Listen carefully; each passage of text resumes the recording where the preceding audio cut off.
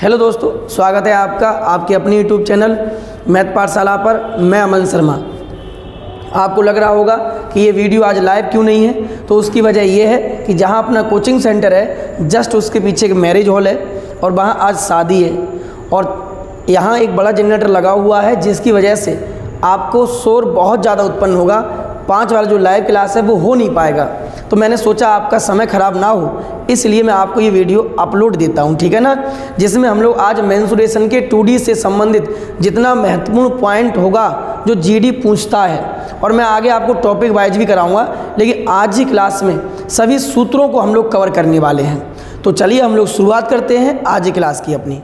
देखिए, सबसे पहले हम लोग आते हैं सर्कल पर, वृत्त पर। वृत्त क्या है, ध्यान सुनना है। तो वृत्त अपने पास, वृत्त में ये त्रिज्या हो गई, ठीक है। अब आराम समझना, ज़्यादा डीप नहीं जाना है, वही पढ़ना है जो एसएससी जीडी से संबंधित पॉइंट होगा, ठीक। अब देखो, वृत्त की त्रिज्या है, वही याद रखना। वृत्त का व्यास क्या होता है प्यारे बंधु? तो वृत्त का व्यास इस त्रिज्या का दोगुना यदि आप कर देते हो तो आपके पास जो बन जाएगा वो वृत्त का व्यास बन जाएगा। यानी वृत्त का व्यास क्या हो जाएगा? 2r हो जाएगा। त्रिज्या का दोगुना करने पर वृत्त का व्यास होता है, और किसी भी वृत्त के अंदर सबसे बड़ी जो जीवा होती है वो उस वृत्त का व्यास होती है। बोलो, यहाँ तो बात क्लियर है, ठीक है। आगे आओ। वृत्त का क्षेत्रफल क्या होता है? याद रखना है पाई आर स्क्वायर। जहाँ पाई की वैल्यू आप 22/7 लगा सकते हो, साथ में कहीं कहीं आप 3 भी लगा सकते हो। मैं आगे आपको क्वेश्चन में बताऊंगा जब कल का क्लास अपना लाइव होगा, ठीक है। वहीं पर अपनी परिधि क्या होती है? वृत्त की परिधि क्या होती है? इसको याद रखना है 2πr। परिधि मतलब पूरे वृत्त के चारों तरफ की ये जो आपके पास राउंड है, ये क्या है? परिधि है। एरिया मतलब परिधि से घिरा हुआ क्षेत्रफल क्या होगा? आपका क्षेत्रफल हो जाएगा। बोलो, बात क्लियर है। तो वृत्त का व्यास त्रिज्या का दोगुना होता है, क्षेत्रफल वृत्त का पाई आर स्क्वायर होगा, और परिधि क्या होती है? 2πr होती है। चलिए आगे आइए। यहाँ पर आपके सामने लिखा हुआ है, ये है त्रिज्याखंड। जीडी ने पिछली बार त्रिज्याखंड से भी संबंधित क्वेश्चन पूछा है। त्रिज्याखंड क्या होता है? देखो, इस प्रकार से ये आपके पास जो चाप बना हुआ है और जो बीच का एरिया है, ये त्रिज्याखंड है। एग्जाम में याद रखना है कि त्रिज्याखंड का क्षेत्रफल क्या होता है। तो आपको करना क्या है, जो वृत्त का एरिया होता है, वृत्त का एरिया क्या होता है? पाई आर स्क्वायर। अब देखो, कुछ ना तो कुछ यहाँ आपके पास एक एंगल का निर्माण हो रहा है, एंगल थीटा बन रहा है। तो यदि हम वृत्त के एरिया में, ध्यान सुनना है, पूरा सर्कल कितने का होता है? 360 का होता है, जिसमें से ये थीटा एंगल पे बन रहा है, ठीक है ना।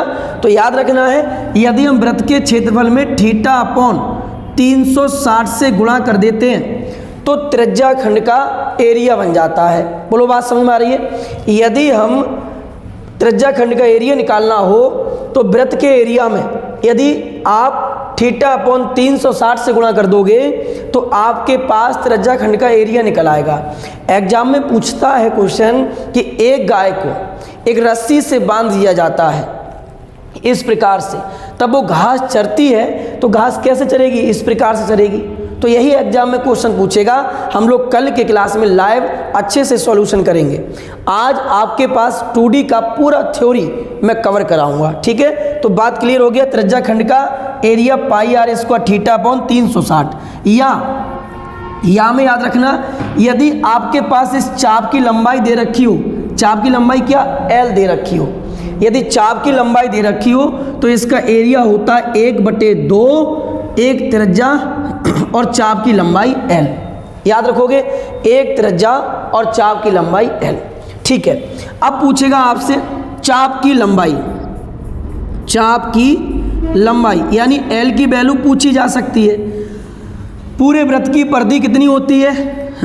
2πr होती है। आराम समझना है, पूरे वृत्त की परिधि कितनी होती है? 2πr होती है। यदि हम पूरे वृत्त की परिधि में थीटा बना हुआ एंगल है और पूरा एंगल कितने का होता है? 360 का। यदि हम वृत्त की परिधि में थीटा अपॉन 360 से गुणा कर दें तो आपके पास चाप की लंबाई निकल आएगी। बोलो, बात क्लियर हो गई।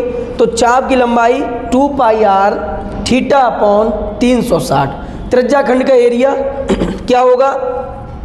तो त्रिज्या खंड का एरिया होता है, यदि वृत्त के एरिया में आप θ/360 से गुणा कर दोगे तो बन जाएगा त्रिज्या खंड का एरिया। बोलो बात क्लियर हो गई।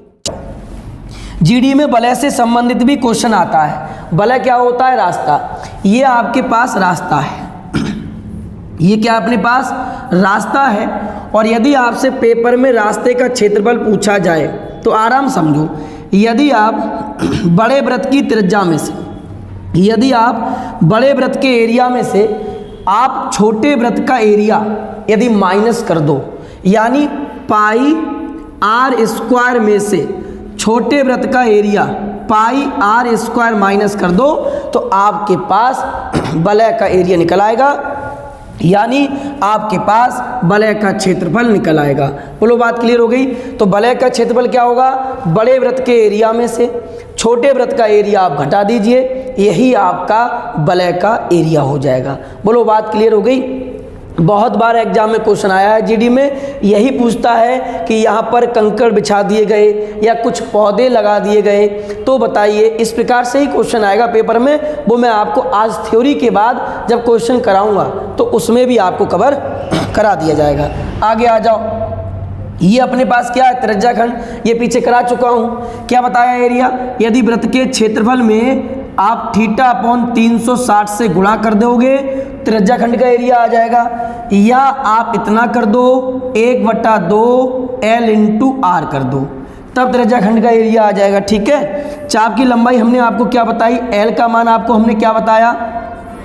तो यदि आप वृत्त की परिधि में θ/360 से गुणा कर देते हो तो आपके पास ये L का मान निकल आएगा। बोलो यहाँ तक बात क्लियर है? ठीक है। आगे आ जाओ, अर्धवृत्त पे आ जाओ। देखो ये अर्धवृत्त अपने पास, तो यहाँ से लेकर यहाँ तक ये क्या होगा? R होगा। ये भी क्या होगा? R होगा। और ये क्या है? πr है। आधी परिधि है, पूरे वृत्त की परिधि होती है 2πr, तब आधी परिधि कितनी होगी? πr होगी। बोलो बात क्लियर। ठीक है। तो अर्धवृत्त का जो क्षेत्रफल होता है वो पूरे वृत्त के क्षेत्रफल का आधा होता है, यानी πr²/2 होता है। जबकि यदि परिधि पूछ ले तो परिधि होता है बाहरी पोर्शन। ठीक है। तो बाहरी पोर्शन क्या है? एक तो πr है, आराम समझना, एक πr है, और ये वाला पूरा कितना है? r 2r ये हो गया। ठीक है। तो अर्धवृत्त की जो परिधि होती है वो r⁻π+2 होती है। ये याद रखना है, r⁻π+2 होती है अर्धवृत्त की परिधि। कभी ये गलती मत करना कि आप 2πr का आधा कर दो, तो फिर आपका ये सवाल गलत हो जाएगा। ठीक है ना? समझ पा रहे हो? बाहरी परिधि है πr, आधी परिधि है पूरे वृत्त की, और एक त्रिज्या r और ये दूसरी r, तो आपकी परिधि कितनी बन गई वृत्त की? πr+2r। चलिए आगे आइए। नेक्स्ट एक क्वेश्चन जीडी पूछता है कि अर्धवृत्त में बने सबसे बड़े त्रिभुज का एरिया क्या होगा। ये डायरेक्ट क्वेश्चन आता है, आपको डायरेक्ट ही याद रखना है। इसका आंसर ये होता है r²। क्या होता है? r², त्रिज्या का स्क्वायर। कैसे समझो? देखो भाई, यहाँ से लेके यहाँ तक त्रिज्या है, ये भी त्रिज्या है, और केंद्र बिंदु से ये परिधि को छू रही है तो ये भी त्रिज्या है। ठीक है। अब हमें यदि ये त्रिभुज का एरिया निकालना हो तो किसी भी त्रिभुज का जो क्षेत्रफल होता है वो 1/2 आधार गुणा ऊंचाई। आधार कितना है? r 2r है, और ऊंचाई कितनी है? r है। तब 2 से 2 कैंसिल हो गया, और तो ये कितना बन गया? r²। इसलिए आप डायरेक्ट याद रखना कि अर्धवृत्त में बने सबसे बड़े त्रिभुज का एरिया क्या होता है, तो अर्धवृत्त में बने सबसे बड़े त्रिभुज का एरिया आपके पास हो जाएगा r²। ठीक है। याद रखना 2D से एक क्वेश्चन जरूर आएगा, 1 से 2 क्वेश्चन, और ये जो थ्योरी मैं आपको आज समझा रहा हूँ, यहाँ से बाहर एक भी क्वेश्चन नहीं जाएगा जीडी में। वही पॉइंट लिए हैं मैंने जो आपके जीडी के हिसाब से इम्पोर्टेंट हो सकते हैं, अन्यथा एक भी पॉइंट नहीं लिया है। आगे आ जाओ। ये है पहिया। आराम समझो, पहिया क्या होता है? पहिए से संबंधित क्वेश्चन कैसे आते हैं? कहता है एक पहिया 88 किलोमीटर के लिए 22 चक्कर लगाता है। तो सबसे बड़ी बात क्या है? सुनो, जब भी पहिया एक चक्कर पूरा करेगा, मान लो यहाँ से घूमना शुरू किया और लौट के उसने एक चक्कर पूरा कर लिया, पहिया एक चक्कर में जो दूरी चलता है वो अपनी परिधि के बराबर चलता है। याद रखोगे,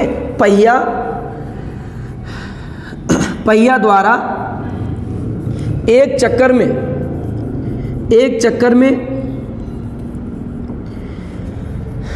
चली गई दूरी अपनी परिधि के बराबर होती है, यानी 2 पाई r के बराबर होती है। अब जब हम क्वेश्चन सॉल्व करेंगे तो और अच्छे से समझ लेंगे। जैसे कोई भी पहिया यदि 88 चक्कर लगाता है तो इसका मतलब उसने दूरी कितना कवर किया है, 2 पाई r गुणा 88, ये तो दूरी उसने कवर किया है। तो याद रखना है कि पहिया एक चक्कर में चलता है कितना, 2 पाई r, 88 चक्कर लगाएगा तो 2 पाई r गुणा 88 और बराबर क्या लगा दोगे, दूरी लगा दोगे। बोलो बात समझ में आ गई। तो पहिया एक चक्कर में अपनी परिधि के बराबर दूरी कवर करता है। अगले क्वेश्चन पर आइए। वर्ग पूछा है। वर्ग क्या होता है, जिसकी चारों भुजाएं आपस में बराबर हो। सर्कल क्लियर हो गया। वर्ग क्या होगा, जिसकी चारों भुजाएं आपस में बराबर हैं, वो वर्ग है। वर्ग में पढ़ने के लिए बहुत कुछ है, लेकिन आपको सिर्फ जीडी के लिए पढ़ना है, उस पर आपको फोकस करना है। तो देखिए, वर्ग का एरिया होता है भुजा स्क्वायर, ठीक है। याद रखना क्या होता है, भुजा का स्क्वायर होता है। परिमाप क्या है, चारों तरफ का योग। तो परिमाप कितना हो जाएगा 4a। विकर्ण क्या होगा, ये वाला विकर्ण होता है, ये वाला। तो ये अगर 90 है तो विकर्ण तो तुम समझ ही गए, कितना होगा विकर्ण, √2 इंटू 1 भुजा। तो वर्ग का विकर्ण, वर्ग का एरिया, वर्ग का परिमाप। बोलो इतनी बात क्लियर हो गई, समझ में आ गया। तो वर्ग का एरिया भुजा स्क्वायर, परिमाप 4a होता है, और वर्ग का विकर्ण √2 इंटू 1 भुजा होता है। आगे आ जाओ। बहुत ही फेमस क्वेश्चन है एसएससी जीडी के रास्ते से संबंधित। यदि वर्ग के अंदर रास्ता बना हो या वर्ग के बाहर रास्ता बना हो, कैसे कहेगा, एक वर्ग है जिसकी भुजाएं इतना इतना है और उसके बाहर एक रास्ता बना हुआ है, तो रास्ते का एरिया क्या होगा। ये तो आप जान ही रहे हो। यदि हम बड़े वर्ग में से, ध्यान सुनना, यदि हम बड़े वर्ग के एरिया में से छोटे वर्ग का एरिया माइनस कर दें तो रास्ते का एरिया आ जाएगा। लेकिन पेपर में थोड़ा कठिनाई होती है दोस्त। कब होती है, जब वो उसकी रास्ते की चौड़ाई नहीं देता है, तब हमें x माननी पड़ती है और द्विघात समीकरण बन जाती है, ठीक है। तो आप रास्ते का एरिया कैसे निकालोगे, समझो। रास्ते का एरिया आपको निकालना कैसे, डायरेक्ट याद रखना है। क्या रखना है, 4x bracket a plus x। जब रास्ता बाहर बना हो तब एक डायरेक्ट याद रखना है, 4x bracket a plus x। x क्या है यहाँ, रास्ते की चौड़ाई। x क्या है, रास्ते की चौड़ाई। a क्या है, वर्ग की भुजा। बोलो बात क्लियर हो गई। याद रखना, जब रास्ता बाहर बना हो तो 4x bracket a plus x होगा, और जब रास्ता अंदर बना हो तो 4x bracket a minus x होगा। बोलो बात क्लियर हो गई।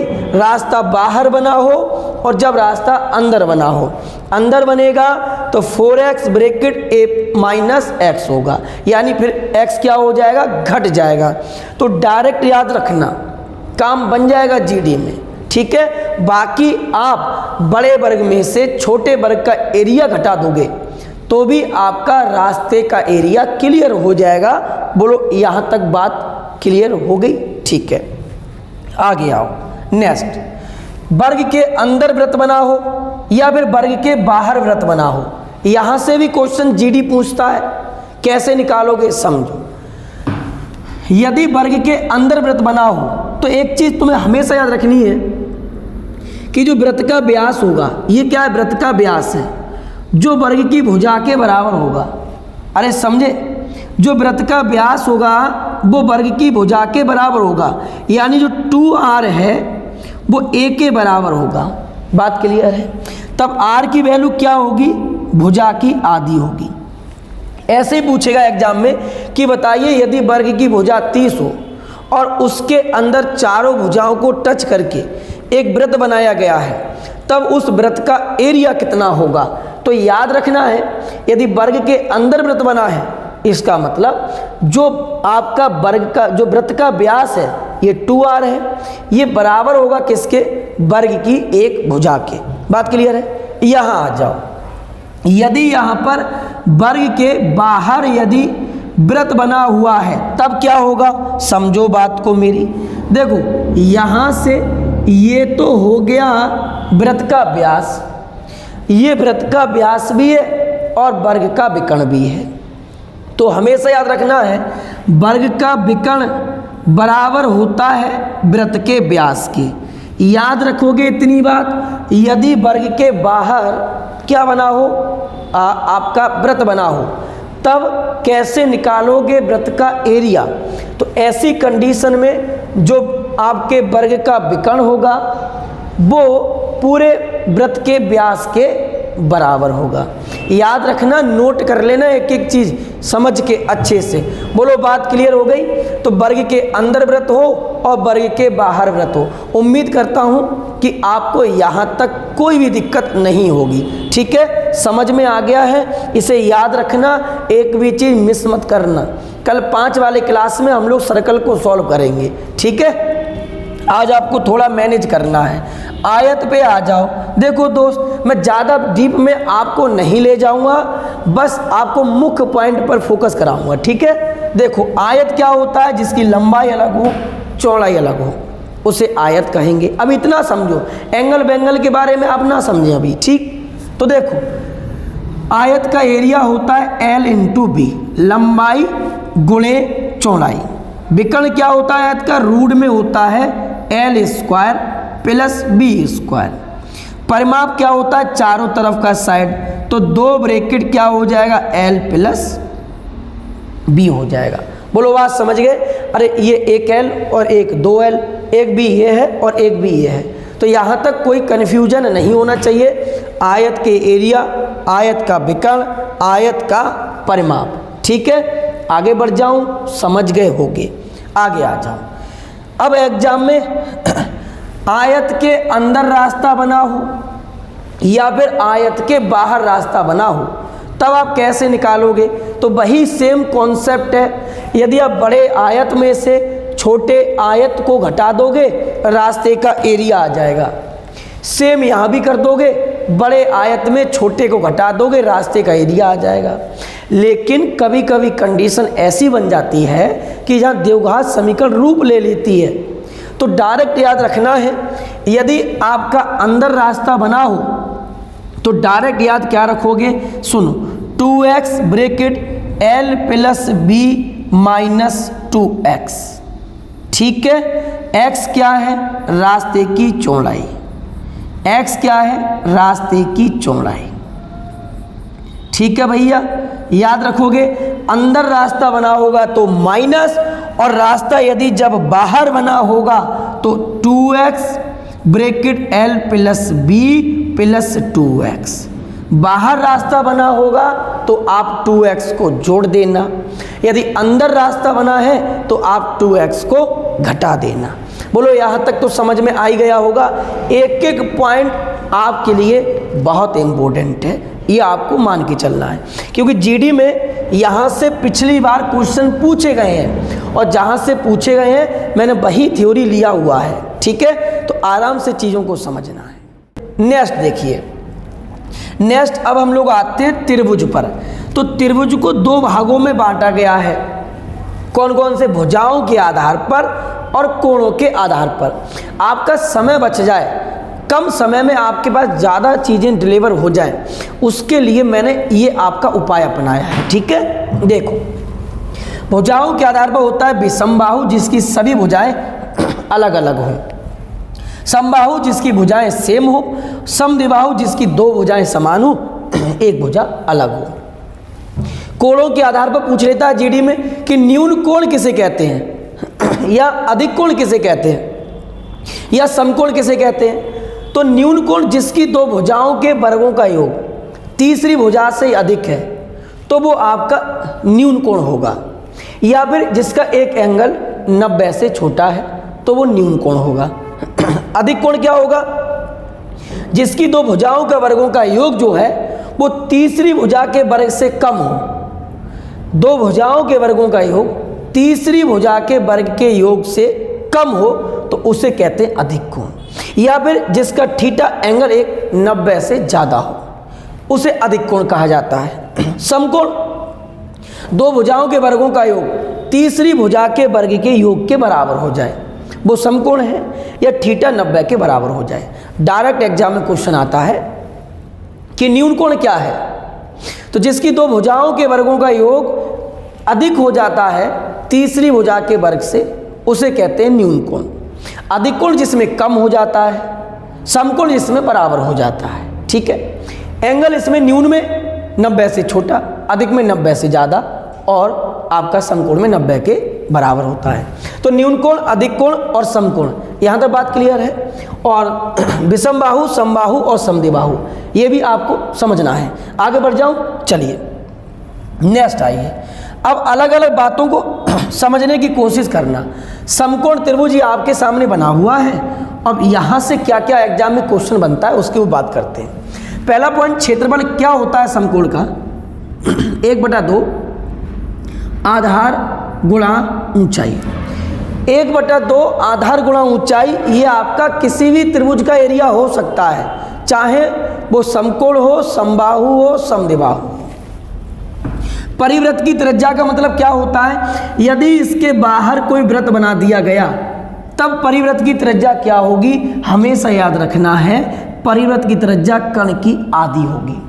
समकोण त्रिभुज में बनाया गया बाहर वृत्त परिवृत्त की जो त्रिज्या होती है वो हमेशा कण की क्या होती है? आधी होती है। कण की क्या होती है? आधी होती है। बोलो, बात क्लियर हो गई? ठीक है। अंतःवृत्त की त्रिज्या क्या होगी? यदि इसके अंदर एक वृत्त बना दिया गया ऐसे तब अंतःवृत्त की त्रिज्या क्या होगी? r। बहुत इंपॉर्टेंट बात है कि अंतःवृत्त की त्रिज्या आपकी क्या होने वाली है, मेरी बात पे गौर करना। देखो इसमें क्या करना है, P को, B को और H को घटा देना है और इसका आधा कर देना है। समकोण त्रिभुज में अंतःवृत्त की त्रिज्या क्या होगी? आधार ऊंचाई को जोड़ देंगे, H को घटा के आधा कर देंगे, ये समकोण त्रिभुज में परिवृत्त की त्रिज्या होती है। बोलो, बात क्लियर हो गई? यहाँ तक समझ गए ना सभी बच्चे? ठीक है। लंब की लंबाई निकालनी हो, जैसे मान लो यहाँ से आप यहाँ तक लंब डाल रहे हैं, तब कैसे ही लंबाई निकलेगी? बहुत इजी है, हमेशा ऊंचाई को आधार से गुणा कर दो और कर्ण से भाग दे दो। बोलो, बात क्लियर हो गई? लंब की लंबाई आधार ऊंचाई की गुणा करके कर्ण से भाग दे दोगे, समकोण त्रिभुज में लंब की लंबाई निकल आती है। इतना ही याद रखना है समकोण त्रिभुज से, इतने से बाहर क्वेश्चन नहीं जाएगा। ये मेरा आपसे वादा है। समझ में आ रही है ना आपकी बात? बहुत बढ़िया। आगे बढ़ जाऊं? ठीक, आगे आइए। अब आते हैं समबाहु त्रिभुज पर। एग्जाम में समबाहु त्रिभुज का एरिया तो √3/4 और इंटू भुजा का स्क्वायर क्या होगा? √3/4 इंटू भुजा का स्क्वायर। ऊंचाई क्या होगी? √3/2 और इंटू एक भुजा। ऊंचाई क्या होगी? √3/2 इंटू एक भुजा। परिमाप क्या होगा? तीनों तरफ का 3a। परिमाप क्या होगा? 3a। तो समबाहु त्रिभुज का एरिया √3/4 इंटू भुजा का स्क्वायर, ऊंचाई √3/2 इंटू एक भुजा। परिमाप क्या होता है? ये आपका 3a होता है। बोलो, यहाँ तक बात क्लियर है? ठीक है, आगे आओ नेक्स्ट। अब देखो समबाहु त्रिभुज में अंतःवृत्त की त्रिज्या खूब आता है पेपर में, और बाह्य वृत्त की त्रिज्या क्या होगी? Very very important. कह देगा आपसे कि एक समबाहु त्रिभुज के अंदर वृत्त बना हुआ है और समबाहु त्रिभुज की भुजा 10 है, तब उस वृत्त का एरिया कितना होगा? तो एरिया बताने के लिए आपके पास त्रिज्या होनी चाहिए। देखो अंतःवृत्त की त्रिज्या r बराबर होता है प्यारे a/2√3। ए क्या है आपके पास? ए है यहाँ पर त्रिभुज की भुजा। क्या है ए? ए है समबाहु त्रिभुज की भुजा। अब देखो, अब कैपिटल R निकालनी है तो ये होगा a/√3। ए क्या है? भुजा है। याद रखोगे समबाहु त्रिभुज में क्या होती है अंतःवृत्त की त्रिज्या a/2√3। अब देखो r छोटी है तो नीचे ज़्यादा से भाग दिया तभी तो छोटा होगा। यहाँ पर r बड़ी है तो छोटी यानी बड़ी संख्या थोड़ी भाग दे दी तो ये ज़्यादा हो गया। यानी परिवृत्त की त्रिज्या होती है a/2√3। ठीक है, और उसके बाद आपका ये परिवृत्त है, इसे कहते हैं परिवृत्त a/√3 और ये है अंतःवृत्त और ये a/2√3। याद रखोगे तो समबाहु त्रिभुज में यहाँ से क्वेश्चन बनना ही बनना है, आप ऐसे मान के चलो। और बहुत इंपॉर्टेंट है, 2D से संबंधित जितना बेहतरीन पॉइंट है सभी क्लियर आज करा दूंगा। और उसके बाद अगले क्लास में आपको प्रैक्टिस, बोलो मज़ा आ जाएगा ना। ठीक है, अगले क्वेश्चन पर आइए। अब एग्जाम में आता है कि समबाहु त्रिभुज में 3 लंब डाले गए हैं। देखो कैसे, एक P से O बिंदु से A भुजा पर लंब डाला गया, यहाँ से भी इस पे लंब डाला गया और यहाँ से इस पे लंब डाला गया। ठीक है, हमेशा याद रखना एक क्वेश्चन जीडी में फिक्स आएगा ये वाला। तो जब लंब डाले जाते हैं तब पूछेगा, लंब की लंबाई दे देगा और समबाहु त्रिभुज का एरिया पूछ लेगा। तो आप समबाहु त्रिभुज का एरिया कब निकाल सकते हो? जब आपके पास समबाहु त्रिभुज की भुजा हो। अब भुजा कैसे निकालोगे समझो। a बराबर ऐसे होता है, सुनो, 2/√3 bracket P1 plus P2 plus P3। याद रखोगे क्या होता है भुजा बराबर ऐसे केस में? भुजा बराबर होगा 2/√3 P1 P2 P3, यानी तीनों लंबों का योग कर दोगे और 2/3 से गुणा कर दो तो क्या बन जाएगी? समबाहु त्रिभुज की भुजा बन जाएगी। बात क्लियर हो गई है ना? ठीक है, बोलो बात क्लियर। तो मैं अब आगे बढ़ता हूँ, आगे आ जाओ। ये लिखा हुआ है कि मोड़कर आकृति बनाना। ढेर क्वेश्चन पूछा गया इसी बात पर यार, पिछले 21 में देखो आप उठाकर कि मोड़कर आकृति बनाना होगा तो एक ही कॉन्सेप्ट याद रखना है। क्या समझो, जब भी आकृति मोड़ी जाए तो जो भी मोड़ी जाए दोनों का परिमाप बराबर लगा दो। क्या बराबर लगा दो? परिमाप। जैसे यदि एक वर्ग को मोड़कर वृत्त बना दिया गया तब क्या होगा? तब ऐसे केस में वर्ग का परिमाप बराबर वृत्त की परिधि होगी। बात क्लियर है? जब भी मोड़कर कोई चीज बनाई जाए, आप उठा के देखो प्रीवियस कितना क्वेश्चन यहां से पूछा है। जब भी कोई चीज मोड़ी जाए परिमाप बराबर। ठीक है, यदि एक तार को मोड़कर वर्ग के रूप में ढाला गया तब तार 2πr और बराबर वर्ग 4a। दोनों केस में परिमाप बराबर लगाना है। आपको ये चीज़ समझ में आएगी, ये अच्छे से पढ़ना है। जब मैं संडे को सेट लगवाता हूँ एक, उसमें क्वेश्चन आते हैं और मैं कल जब सर्कल कराऊंगा आपको तो उसमें भी ये सब चीज़ काम आएगी। फिर ये मत कहना कि सर आपने ये नहीं कराया वो नहीं कराया। ठीक है, इसीलिए मैंने थ्योरी आपको पहले ही आज कवर करा दी है। चलिए आगे आइए। अब देखो विषमबाहु त्रिभुज है ये। विषमबाहु त्रिभुज में क्या होता है? भुजाएं अलग अलग, ये A B C। तो ये आपको याद रखना है थोड़ा कि विषमबाहु त्रिभुज का जो एरिया होता है, क्षेत्रफल होता है, वो एक हीरोज फॉर्मूला सबको पता है। S bracket S minus A, S minus B और S माइनस C। आपका कहना होगा S क्या है? तो S है यहाँ तीनों भुजाओं का आधा। S क्या है? तीनों भुजाओं का आधा है। यदि तीनों भुजाओं का आधा, इसे हीरोज फॉर्मूला कहते हैं, तो आप विषमबाहु त्रिभुज का एरिया निकाल सकते हो। बोलो बात क्लियर हो गई है? बाकी मैं सवाल कराऊंगा उसमें और कॉन्सेप्ट क्लियर होगा, बेहतरीन क्वेश्चन मैं लेके आऊंगा। तो विषमबाहु त्रिभुज का एरिया क्लियर हो गया। बोलो बात क्लियर है? ठीक है, आगे आ जाते हैं नेक्स्ट। यहाँ आ जाओ। अब ये विषमबाहु त्रिभुज है और विषमबाहु त्रिभुज में अंतःवृत्त की त्रिज्या क्या होगी? ये एग्जाम में क्वेश्चन आता है तो हमेशा याद रखना है डेल्टा बाई एस होगी। डेल्टा बाई एस होगी। डेल्टा क्या होता है? डेल्टा होता है एरिया, क्षेत्रफल। एस क्या होता है? अर्ध परिमाप। एस क्या होता है? अर्ध परिमाप। अरे जरूरी नहीं है मेरे प्यारे बंधु कि ये विषमबाहु में लगे, ये आप किसी भी त्रिभुज में लगा सकते हो। डेल्टा बाई एस, मान लीजिए समकोण त्रिभुज में लगाना चाहते हो तो उसका एरिया आपको पता होगा, आराम से लगा दोगे। तीनों भुजाएं पता होनी चाहिए। तो R बराबर डेल्टा बाई S होता है। बात क्लियर है? चलो आगे आ जाओ। अब यदि पूछ ले परिवृत्त की त्रिज्या क्या होती है, यहाँ पर ये विषमबाहु त्रिभुज है, इसके बाहर परिवृत्त की त्रिज्या क्या होगी, तो समझो ये होती है ABC अपॉन 4 डेल्टा। डेल्टा क्या है? एरिया है इसका, ठीक है। ABC क्या है? तीनों भुजाएं हैं। एरिया कहाँ से आएगा विषमबाहु का? तो हीरोज फॉर्मूला से आएगा।